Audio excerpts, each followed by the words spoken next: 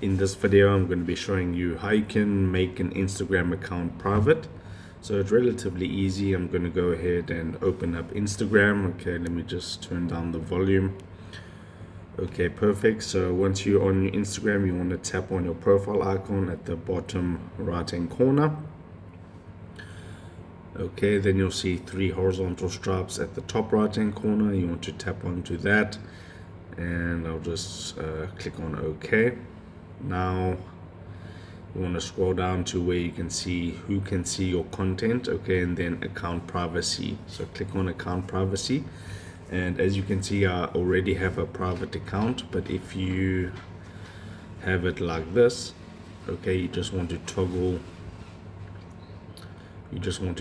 on private account like this, and it'll say switch to private. You do that, it'll just take a moment to load, and now you can see you have to review your followers and stuff. Okay, so that's pretty much it. So if this helped you out, drop a like on the video and subscribe to this channel.